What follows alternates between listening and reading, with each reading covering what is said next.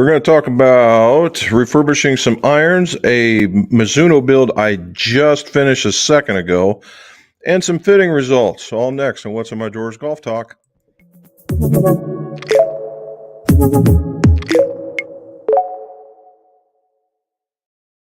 Welcome back to the golf shop. This is What's in My Drawers Golf Talk. Why What's in My Drawers? Because old club makers and club fitters are tremendous pack rats, and I'm no different. It's about what's in my drawers back there. And what we do here is we talk about golf club repairs, golf club fittings, and golf club reviews, all so your scores can go low. This is our live, right? Instead of the videos that have been going on. We just surpassed 36,000. Thank you guys. Please tell your friends, family, neighbors, whatever, in order let them like and subscribe like you see across the bottom so they can get more of this stuff when they when I drop the videos. All righty, so number one, Hideki Matsuyama just went crazy, shot one super duper low score and ended up winning the Genesis Open. Congrats to him, right? I was wondering what happened with Cantlay. It looked like he was almost a lock. All he had to do was play decent golf, and, well, he didn't. And all the other stories out there, we're not going to touch on those, but congrats to him. All righty, so what we did in the shop, I actually have pictures this time. All right, first and foremost is we did a set of new Mizuno HM Pros here. These are an entire set that goes all the way into, as you can see, 2 of the T24 wedges. All right, T24 wedges. And you get the Modus Pro, and what these were 120Xs, 120Xs. And we put in some jumbo dry tack winds. Now, what this for is a young man who's just getting his family started. We fit him when he was a teenager, and he's grown quite a bit even still and swinging very hard. And now we had him right at the base of the X Flex range, but the way they're swinging, the X really did well in the 120. It's a bit of a softer profile, and he was able to just straighten it right out. So that was a really good thing to do. All right. As a break in between all of this, my Rec Tech, my very first Rec Tech, the computer or the controller decided not to hook up to Wi-Fi. So after a few minutes of discussing it with the support folks, I got a new one and I put it in. So we were able to do a few things. We did some country style ribs. We did something that looks a lot like that. That one turned out to be really good. And then on the griddle, we're keeping it going along. I did some smash burgers. And of course, you can't have smash burgers without some onions. And then to finish it all off, we did some bacon. I got to tell you, bacon on the griddle, very nice. All right, so what else did we do? We also, I've converted over to new golf balls. You know, each year, what I'll do is I'll take out the old and I put in the new, and that was me segregating them out. We got them, all the new, the staffs, the chromes, the chrome tours, all that stuff, it's in there. All righty. So what else we get done? Well, we got some single links in the EQ and X1s, and using the Golf Pride CP2 Pros, and again the Moda shaft. Now, I kind of tricked this one a little bit. I tricked this one a little bit in that the cool thing about Nippon is even in parallel tip, they have discrete lengths. So what I did is I took in the top end, I took the two clubs at the top, and so we were making them to 8-iron length. So I got 8 irons in the middle, 7 irons at the top, and 9 irons at the bottom to kind of do my own personal flighting of single lengths. We're going to see how it works out when he comes to hit them. Makefield was also on the spot. We did a tall or a tank-like broomstick, whatever you want to call it, Makefield putter, and that's what it looks like when you're looking down on it. And we ended up putting the Jumbo Max, the 17, with the ginormous flat.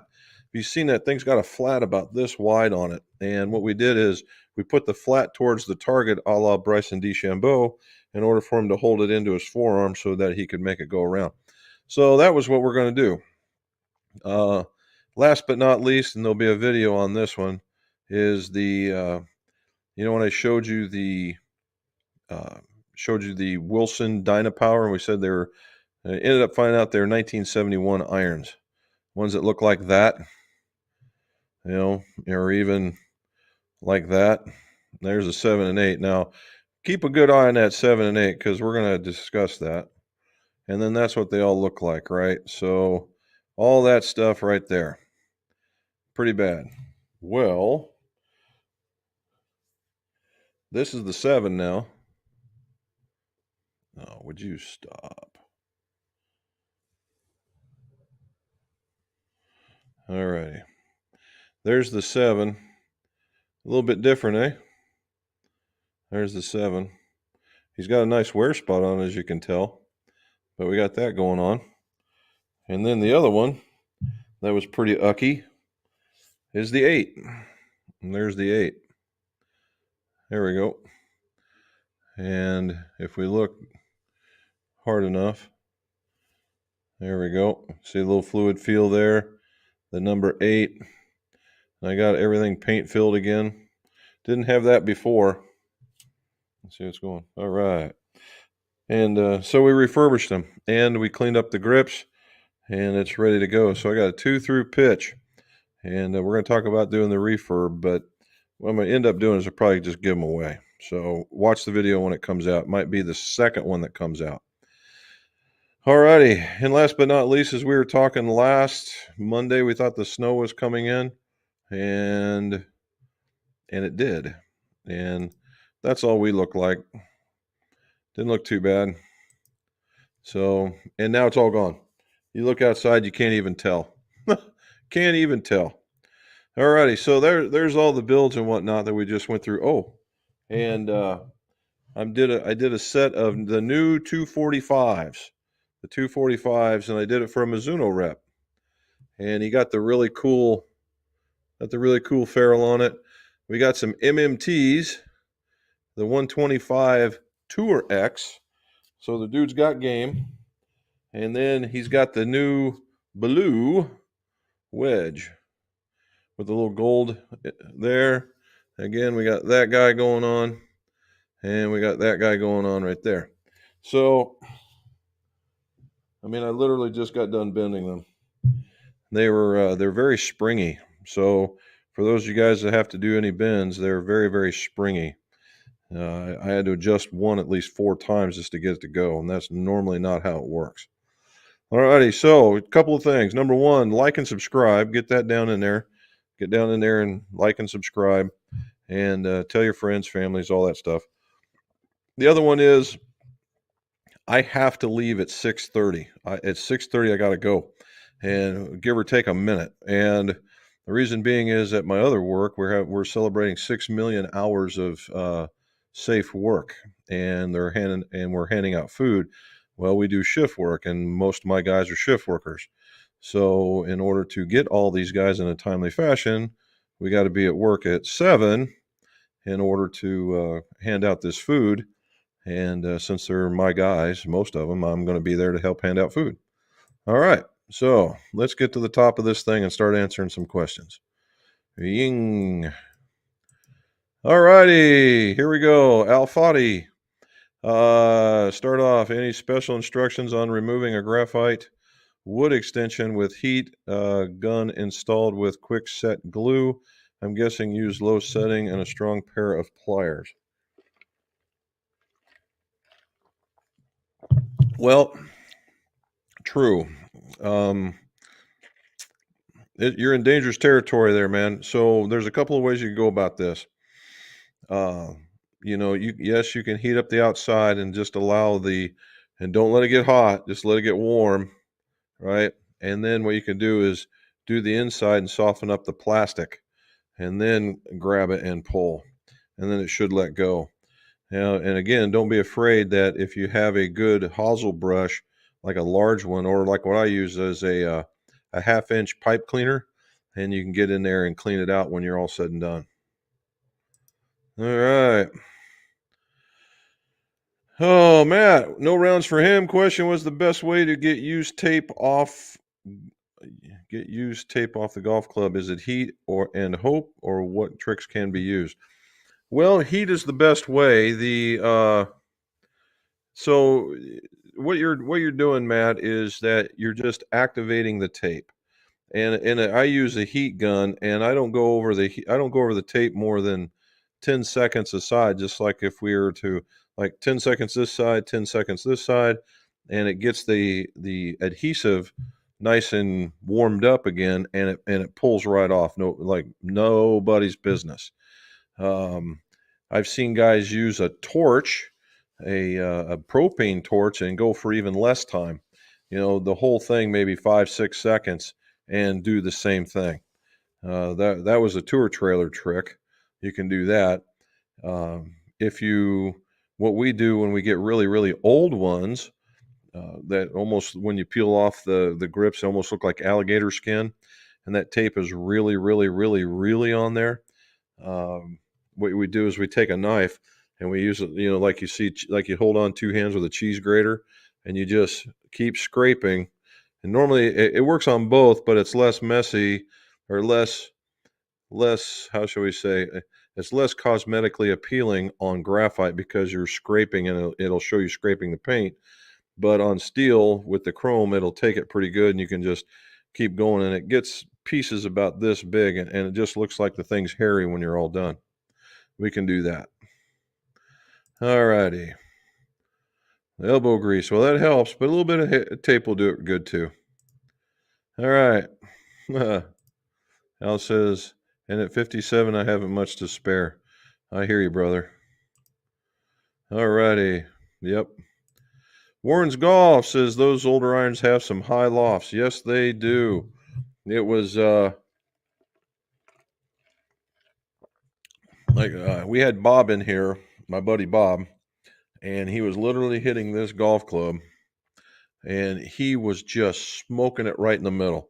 And he was hitting you. The sound when you hit it really good is just about as pure as you want to expect. Just hitting it, just killing it, throwing it into the mat.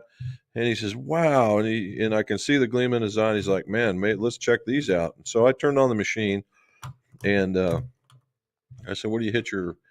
I said, "What do you hit your 5-iron or your 7-iron?" He tells me, and we hit 4 or 5 shots, and they're quality golf shots. I mean, the the smash factor was right up there with anybody else, and he was literally 20 yards short.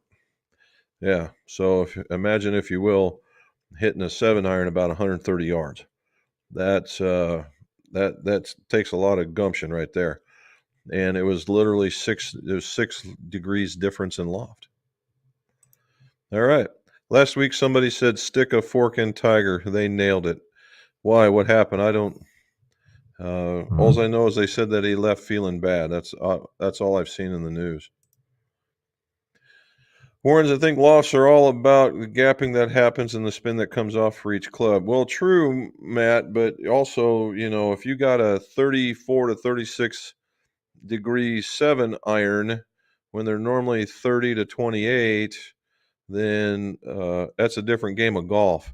Now, yes, you do want them to be gapped, but different game. Michael Moody. Hey, Jim and Robin and all the crazy golf geeks. Hello there, sir. And look, he's got the glass. He's got the bin shot glass going on. Well done, sir.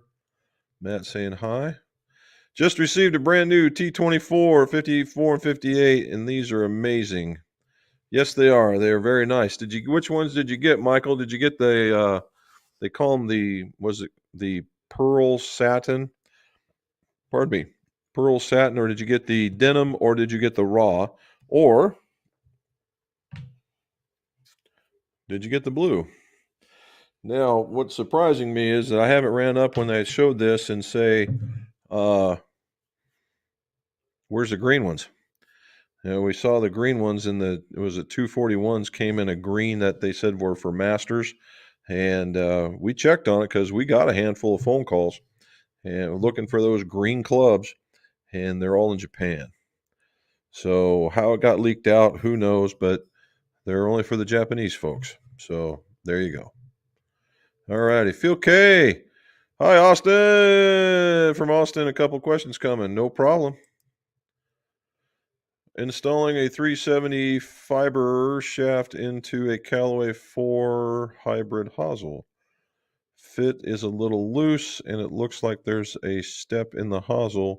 Will beads help fill it, and should I use a collared ferrule? Okay.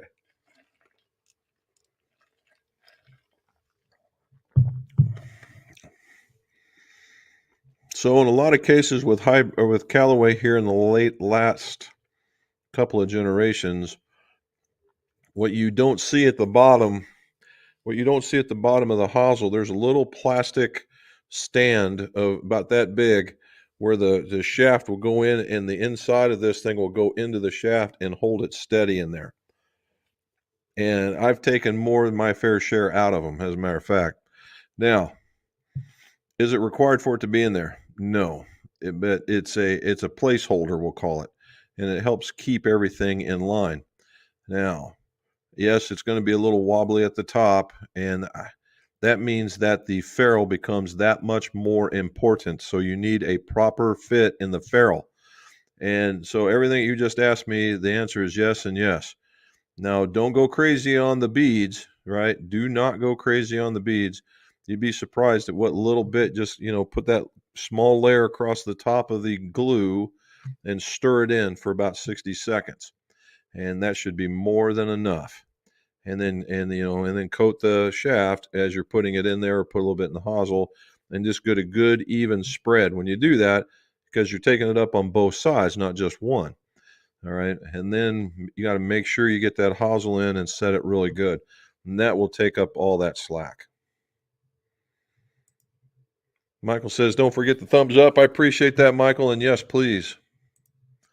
All right. John Cherry, how are you, sir? Thanks for replying on that. Hey, for all you guys watching, I just discovered that Facebook does reels. And I'm like, well, look at that. And so I also have an Instagram account of where I do just reels. I very rarely post anything that, we'll call it substantial enough, not enough to make it a post. I just do reels, and literally it's all of golf clubs. Oh, really? The reels on Facebook? No, that we'll give the thumbs up to Mrs. McGolf on the Facebook one. Anyway, so apparently it transfers from Instagram, and you can put it over into Facebook and then do a little bit more manipulation. And now I got reels over there. So if you get in Facebook or if you get in Instagram, it's I am McGolf or McGolf Custom Clubs. So, and you find it. But John found me, and thank you. All righty. Question 2, building up a set of irons for fun will do you good. What do you recommend when installing a 355 steel shaft into a 370 hosel? Brass shims. Without a doubt, brass shims. They make a shim that will take you from 355 to 370. Now, what you do when you get ready to put them in is you coat this shaft with the glue. You put and it's basically, it looks like a star. It looks like 5 fingers, and it goes over the shaft like that. And put the shim on it, and then put some more glue on the outside, and shove that bad boy on there and kind of slowly swirl it until you get to the very bottom. Now, a lot of glue is going to come back out, but what you're doing is you're ensuring that you've got glue, you got shaft, glue, shim, glue, and then that way everything stays together. And then don't forget your ferrule. There you go, Charlie. Well done.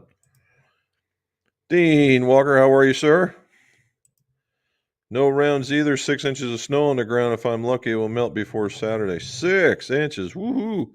So apparently, Charlie, what it did here is that it hit us. You saw that was a dusting for people that truly get snow. And what it did is it went above us and went into the upper end of Columbus, which is about an hour to an hour and a half. Got that 6-inch belt that went over and found you. And just below it was, literally 2 inches maybe. And what we got was that little bit right there. So, and it's virtually all gone.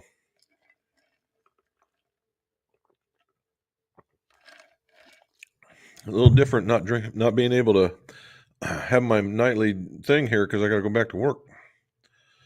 All right, my dog Rex, thumbs up, boys and girls. Thank you, sir. Matt saying hi to Charles. Bill Nauman, have you released the clip? No, I have not. I have not. I've still got it. I wanted to get all the irons done first, and then we'll go to the driver. I will say that for me, it was one of the first swings that I had.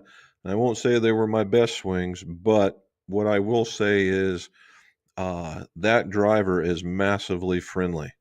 You can have a severe off-center hit and still not watch it go zinging in outer space or left or right, which was kind of unique. And the thing looks like a pumpkin at a dress, but very, very, very easy to swing to be sure.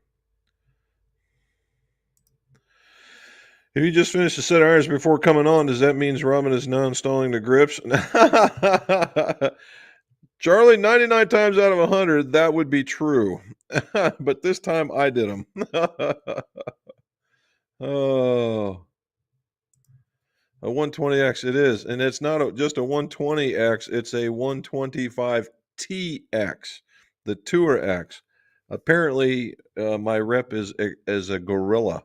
He's a 100-pound gorilla, but he's a gorilla. And he just gets after it really, really fast. Everybody's saying hi to Robin and talking back. Here we go. Peter, what do you say, sir? High in the 50s, plays Saturday 76. Today is 74. You are the man, Peter. All righty. Matt's home for the live stream. They got a lot of snow up there too. Nice rounds for Peter. You are correct, sir. And still no sight of them ZX5s for him.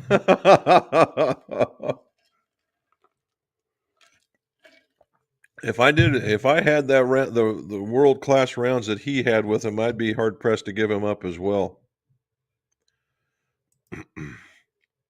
Hi, folks, and it's always a pleasure to watch. Well, thank you. Saying hi to Robin. There you go. Peter, when I think you can kiss those goodbye, your son has fallen in love with them. Yes, I think so, too. Nice work on the Dynapowers. Thank you, sir. It was a lot of fun. There was a lot of, leaning into some wheels.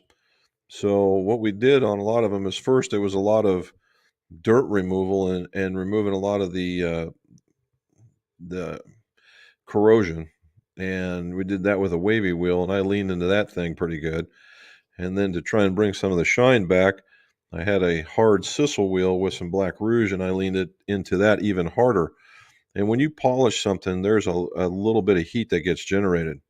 When you use black rouge and a hard wheel, a lot of heat gets generated, and so you got to kind of watch yourself so you don't lean into it and you're like, oh, ow, ooh, ow, and you drop it. That would be bad.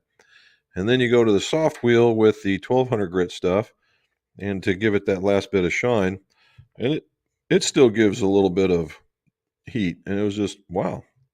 And it's been ages since I've paint filled anything. It's kind of fun to go back to that. All righty, Brody, Jim, talking food and golf and live stream, not a bad combo. I think so. I think that's pretty good. Oh, I got to give you a shout. I mean, we got to say good thumbs up to the Rec Tech because we told them what was wrong and went through their little, let's say their troubleshooting. And I said, look, man, he wanted me to do something that was ridiculous. And I was like, no, I ain't doing that. He says, so you want one of those controllers? And I said, yep. And he says, and next thing you know, about 10 minutes later, I got an email saying it's getting shipped. So I got to give him a thumbs up.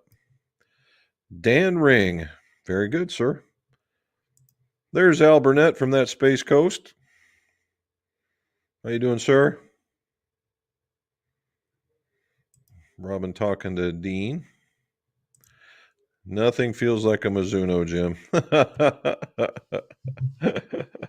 Is that what they say?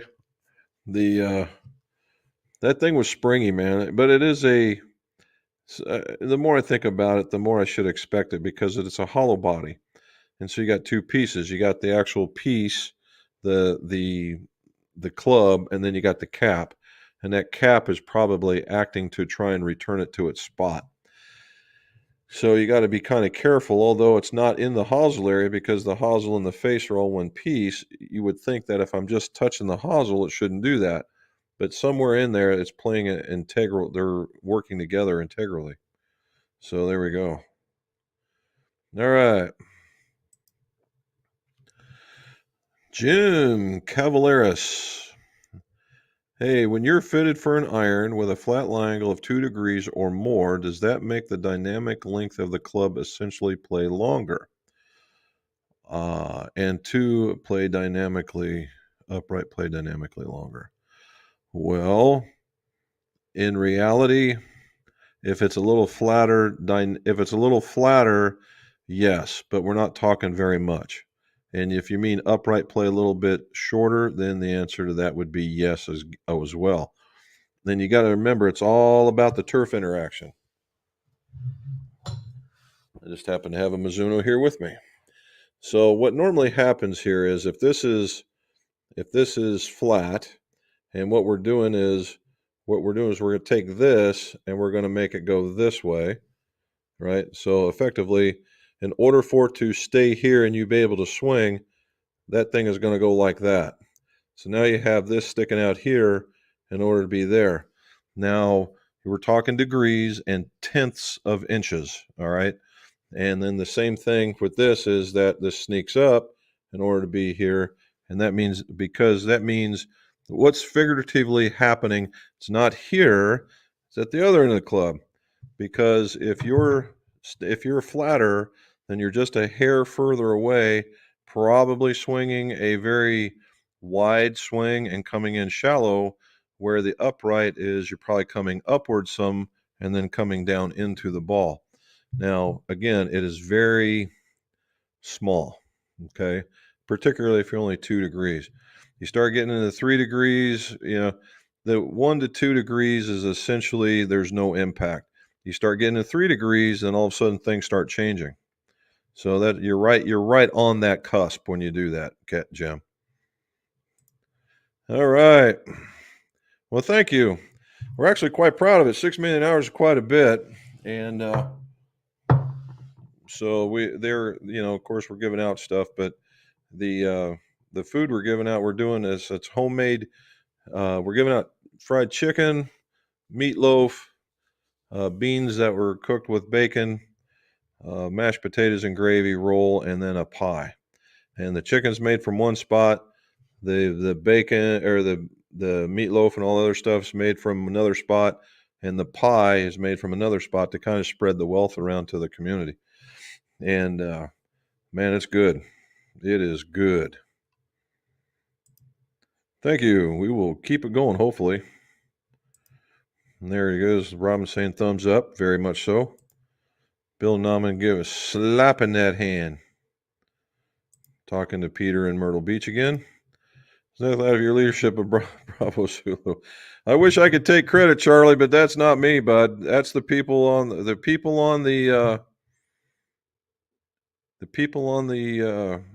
floor. They're the ones that get it done, right? You got to take care of them, and then they take care of you, and that's the way I've always done it. So I have emergency response. I do now, and everywhere I've ever gone, they said the number one rule of thumb is you go home the way you came in. Period. There is no excuse otherwise. And a couple guys, they think they roll their eyes, and I said, yeah, well, do something silly out there and watch how serious I become. And a couple, of course, you always get tested, and they see it, and they take that to heart, and they start thinking. And so I'm glad to see it, because the nature of our business isn't exactly safe to begin with. So you take care, and it does. You do good, they do good, everybody does good. All right. Paul Champagne, xylene works pretty good. Yeah, you want to tear the thing clean off. That's not too bad. Probably mineral spirits. Mineral spirits is another good one. That a lot of people will use that for actually putting on grips. Robin's saying hi to Dan. Oh, there he goes. He figured it out. All right. So, do flat lies and iron make? Yep. There we go. I can tell, man.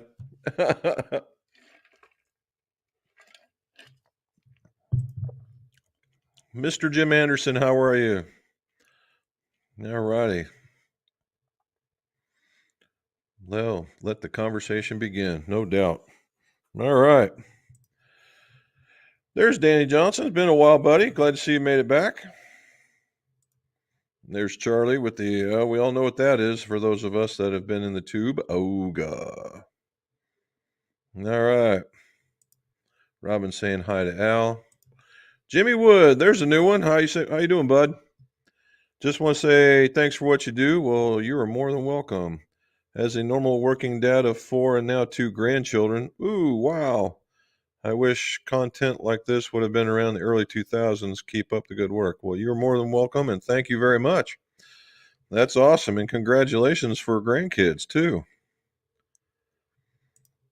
All right, Mr. There's Robin talking back. She does that a lot. I'm a left hand, so only satin, buddy. Yes. Okay. Yeah, you're correct. I get you on that one. You know what, though? The thing is, the satin one, I think the satin one feels the best of all of them. And now, why is that? Because the raw is exactly what it sounds like. It is just the raw club head. Now, the denim is the raw club head with the copper on the outside and giving it that coating. And then the satin is the raw, the copper with that coating on the outside, and that's what gives it that Mizuno feel. So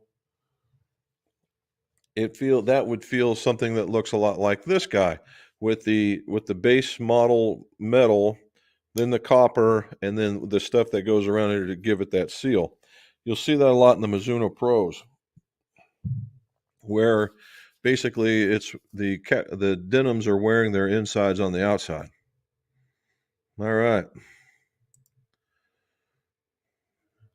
John Lamb, watch the Genesis. Guys are hitting a pitch and wedge, 155, 7-iron, 190.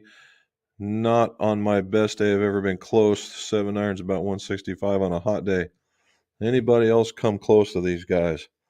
Probably not. There was a time I'd say about 4 years ago when we were doing that getting in shape kind of thing. I did that, but my golf clubs were probably a full set stronger than those guys. So these guys are probably, and keep in mind, John, that when they're doing that, they're doing it with the players' lofts, not the kind of lofts like that would be in the 245s or the ST Rogue Pros or Paradigms or 790s for that matter. They're nowhere close to those. They're so weak. These guys are swinging that hard. Robin's saying hi to Keith for about a fitting that we're going to have with him. Jack, there we go. What do you say, buddy? Welcome in. There's Keith. Good deal, man. Looking forward to it, too. Not like a long shot. I wonder. Well, they're young and they swing about 20 mile an hour harder than we do, Charlie, if not more.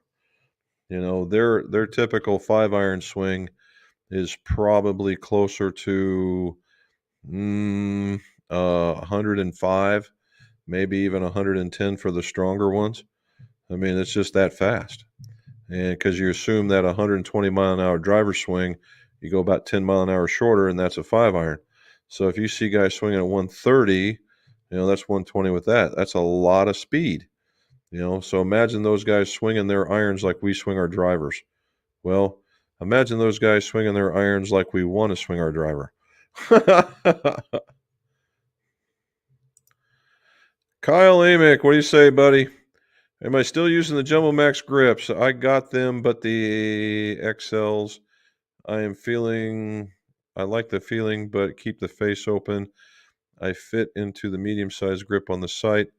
Might just go to normals. So I'm not sure if you got them in the XL.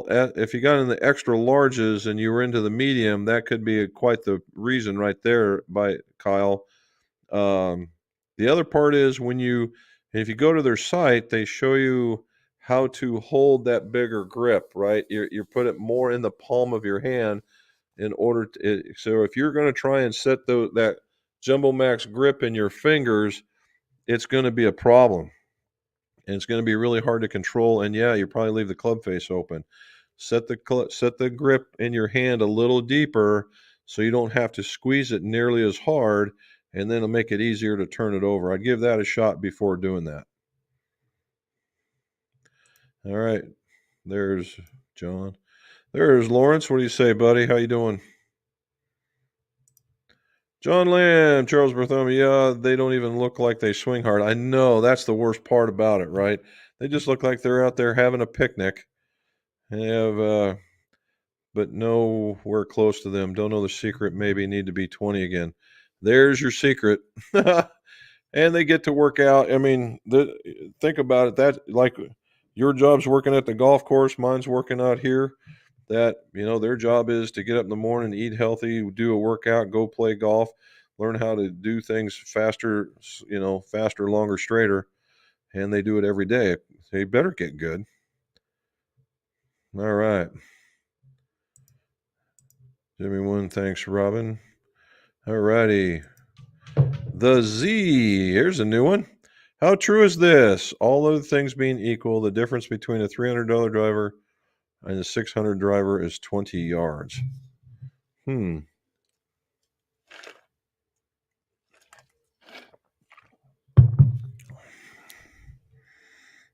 That's a heck of a question.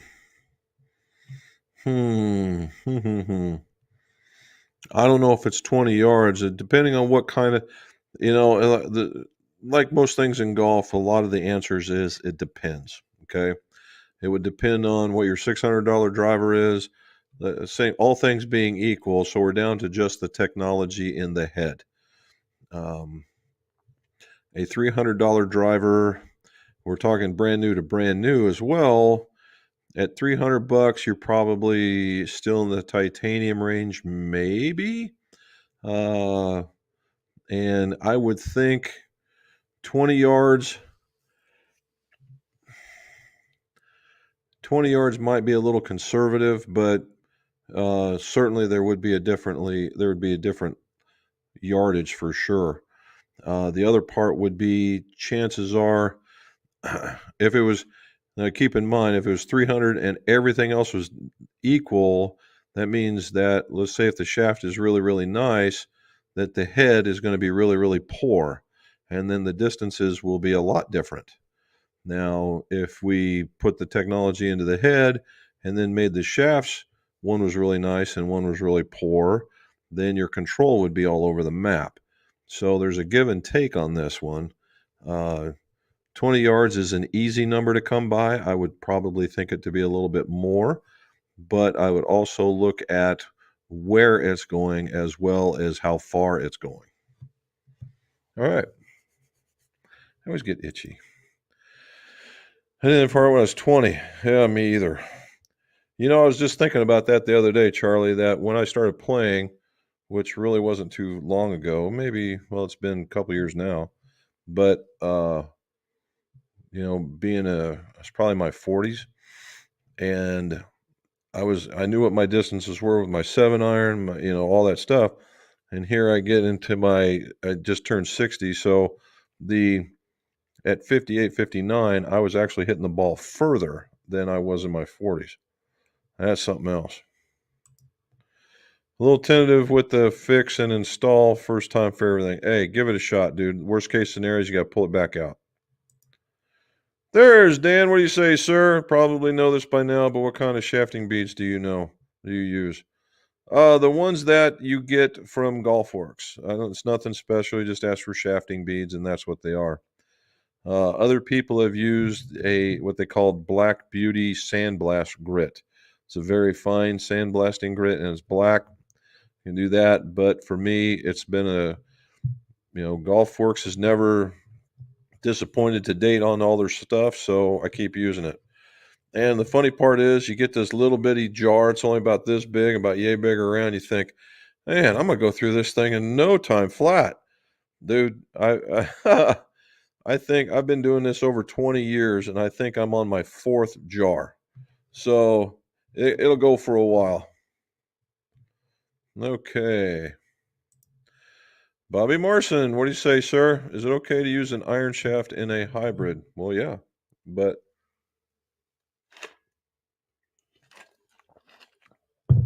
Bobby, in the day, that's what they did, right? You did one of two things. Either they put a driver shaft in there and use shims to fill up the hole uh, in order to get to kick a little bit harder.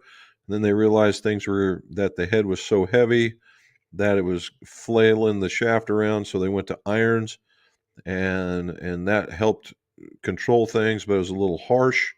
And so now they're designing hybrid shafts. But if you look, not everybody's doing that, but a lot are. You have Graphite Design, Acra. I believe you probably get something out of Project X, maybe. I'm sure that Fujikura is doing it, but not all. Not all. Florida trip in April. Well, I hope it works out for you.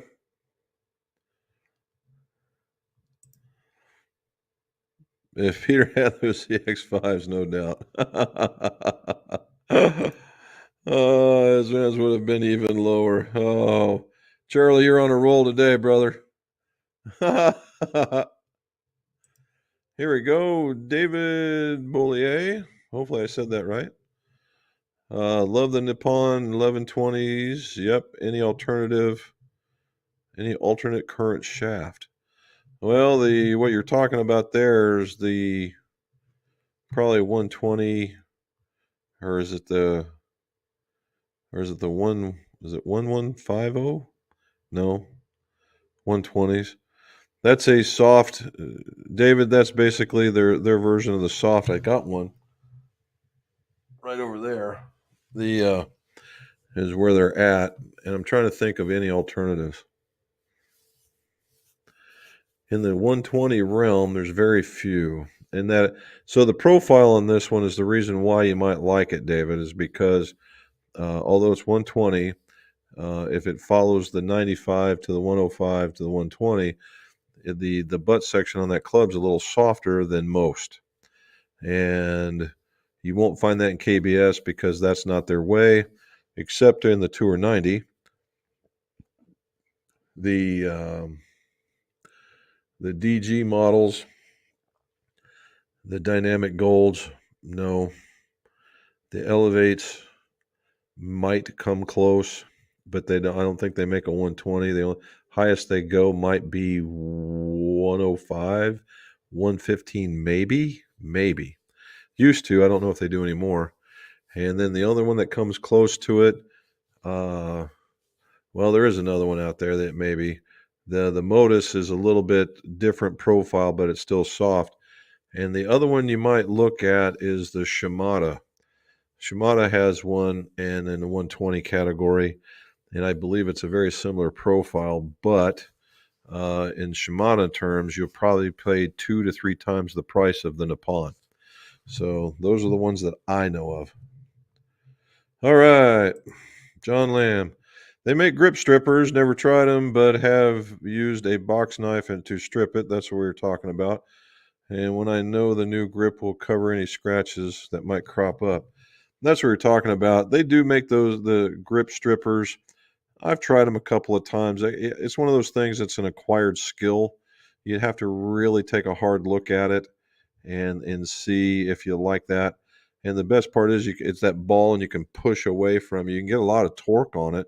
But the one I had seemed like the curvature of the radius was a little too small. And that was the thing that got me. David says hello. Yep, my dog Rex says need some thumbs up, friends. Okay, Charles Bartholomew. Neither did I. It took me a bit to hit a driver in my hands.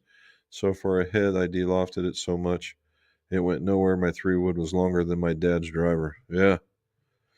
Yep. When the de-lofting, that's the reason why that works so well. A guy I play with brought a new Smoke AI driver, and he is killing it at least 30, 40 yards longer. Amazing. He gets the same results when he hits the heel and the toe. Yeah, now, Peter, that's the thing. And I just happen to have their little marketing tool, that guy. And you see see the big number here and the big number there, and you see where all the other numbers seem to be normal. So heel and toe right there. So that is the AI face doing its job. Trying and they whatever those waves are in the back of that face in order to take those heel strikes and those toe strikes. Back in the days of persimmon woods, I used a 2-wood. I got that box. I showed you guys that. I still got that box of those woodwoods. There was a couple of 2s in there and some 4s. There we go. Now we're talking. Hope you guys are well and the weather is starting to become civilized. I have friends in Peebles, 30 miles. Yep, they're to our west, and they are saying it can't make up its mind lately. You would be correct, sir. It went from being, actually a week ago, people were out playing golf. And then all of a sudden they had a cold snap, got some snow, and now it goes from 29 to 49. And right now, it's probably in the mid 40s right now. And it's going to turn around and get back into the 20s. So we're in that freeze, thaw, freeze, thaw, freeze, thaw. Hopefully it goes away. Heard you mention Columbus. I would be in trouble if I didn't mention the hometown of my in-laws, Nevada and Bucyrus. Yeah, I know where Bucyrus is at. The Nevada, I don't know where it's at, but I know where Bucyrus is at. Not too far from Columbus either. Robin agreeing. There's my buddy Bob saying hi to everybody. Mike Novesco, John, those distances are crazy at my age with old school irons. Yeah. Yeah, those guys are those guys are phenomenal, right? That's what they do. They're creating speed, they're in shape. It's just crazy.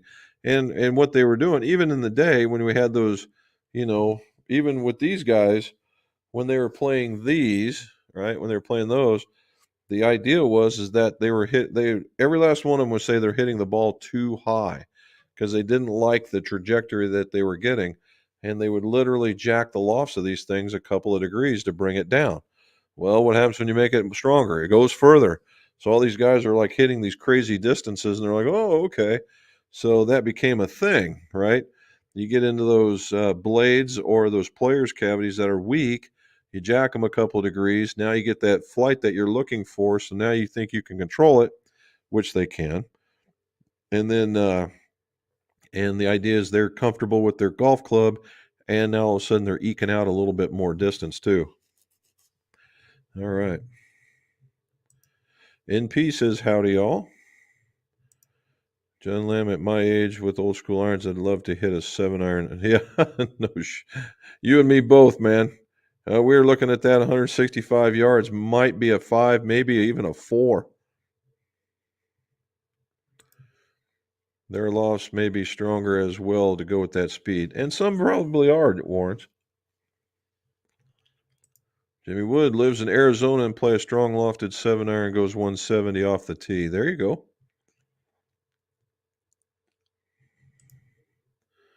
There you go. He's not wrong. All right, when paying electric bills depends on your golf swing. The swing gets really good. Yeah. You always hear all those stories, the old guys like Lee Trevino and those guys, you learn to play really good golf when you make a $10 bet with only $5 in your pocket, and you learn how to play. Lawrence is doing well, waiting for the snow to melt. Glad I got out twice last week. We're in the second winter here in New Jersey, no doubt. No doubt. Richard Tan, how you doing, sir? Is there a difference between cutting down a putter and reshafting a putter to the desired length? How does cutting down or reshafting affect the swing weight of the putter? Well, it depends. So, Richard, depends on how much you want to cut it down. There literally is no difference if you're looking at just correcting for length. You would pop off the grip and you would cut it down, and away you go. And now the thing is, if you cut too much, there's a part on the shaft where it starts tapering in. And if you cut too much off, say 3 inches or something like that, you can get into that part of the taper. Now you can add buildup tape and make so that the grip doesn't look funny, but you're probably in there a little too far. At that point, you might want to consider taking some off of the bottom so that the grip would fit properly. That's one. Um, if you're trying to make it a little bit more stable, then you're going to want to take it out and cut from the tip section. And that's a little different too, but it's not going to, the effect is equal whether or not you got a shaft that is cut, that is the proper length, and you install it, or you take one that's longer and you cut it off. The effect is the same. Now, as far as swing weight, when you make them shorter, they're going to get lighter. Sometimes that's a good thing, right? And so before you go crazy on worrying about swing weight, and you're really interested in it, and if you're not going to put a massively heavy grip on it, then because what we're seeing now is if you back weight a putter and you put the weight underneath your hands, that you tend to smooth out your putt more. So you could look at was it the Super Strokes got some weights you can just install naturally, or if you're a little bit more hands-on, that they have these back weights from Tour Lock or Balance Certified, and you can put them in the back end and weight down your putter there, and that smooths out your stroke. The most popular putter that was on tour for the last 2 years was that Odyssey Stroke Lab, and in that back of that Stroke Lab is that very thing. It's a thing about that big in order to do that very thing that we're talking about. I'm a low handicap player, but seem to get better strikes when irons are slightly offset. I play to a +1. Why would this be? Or slightly offset. Well, Michael, there's nothing saying that just because you're a +1 that you have to have a zero offset putt or a zero offset on your irons. There is probably, if there is any, there was one when I was earlier on that had a zero offset. They all have a slight offset. It's measured in millimeters, right? Like for instance, the Mizuno blade, right? Or even the Wilson blade. Those are all measured in millimeters, that they have a slight offset. And that slight offset is just nothing more than to give you that, it's a blink of an eye, just tenth of a second to get the club closed, or when you set it down at address, it allows you to set your hands in the way that works for you the best. That's all that's doing for you. It really, I wouldn't get too hung up on it. Look at, for instance, Freddie Couples, right? Freddie Couples used a 5-wood with a ladies flex shaft in it. Well, that's completely unheard of. Yet this guy creamed that club. So it's whatever works. So if you have clubs that are slightly offset and you can play to a +1, I'd say that's pretty outstanding, and you'd be all right with that one. Now, if you're a guy who's saying you're +1 and you got one of, like, you're doing it with, super game improvement clubs that have like a whole state's worth of offset on it, then and you're looking to change, well, then that's lessons, right? Because you already know the swing, but you're also getting around it. And at +1, it's not so much the mechanics, but it's about how you manage your course and manage your game, because you're already striking the ball well. But again, just a little bit of offset, that's the design in most of the best golf clubs that are out there, and that's ever so slightly amount. And it's not, I wouldn't even, effectively, it would be zero. Alec Baldwin, not prop. Okay. Put a steel shaft in my hybrid. I play single length, hit it light years better, deadly off the tee. Okay. Well, you need that. What you're doing is you're getting it in the weight in order so it feels like the other ones, and you're getting the benefit of having a hybrid, which gives a little bit more spring. So not a bad little combination. All right. Robin's saying, "Hey, hit that thumbs up, guys and gals. Thank you." I can do that. Be just a hair heavier, but not too bad. Can you recommend any expensive steel shaft similar with weight 110 and profile of S300? Well, the only people out there that are making inexpensive shaft is Apollo. Now, is it going to be a profile that's like it? No, because that's what the DG is all about. But it's an inexpensive shaft, and it doesn't do a bad job. But I would look at Apollo. Oh, look at that! I'm down to the bottom. It's going to work out good. Mike is I'm 6'5" and have some 30-inch arms to my hands, so a huge swing art. I'm a late release, helps me generate speed through the ball, so also weigh about 250 and get my hips through. You were killing it then, Mike. You are absolutely killing it. Robin saying hello to Ron G. Okay. So look here, I got 4 minutes to go. I'm down to the bottom. Guys, I appreciate it. I hate to cut you short, but I do really have to get going. And don't forget, we're going to be talking about the Mizuno driver first. Mizuno driver first. We got the Cleveland in the wings and the redo of the Wilsons. And then I used my Wilson rep to do some golf club making basics. So we're starting to ramp up, get a little bit of a library to get posting. So keep an eye out. You'll see it out there. Don't forget to like and subscribe, hit that bell, all that other stuff. And then we'll go from there. And then also, uh, don't forget to watch them, and if you get bored and you want to see some videos of golf clubs, you can go to Instagram or you can go to the other one. All righty. So, got one more thing. Alec wants to know thoughts on SMT drivers.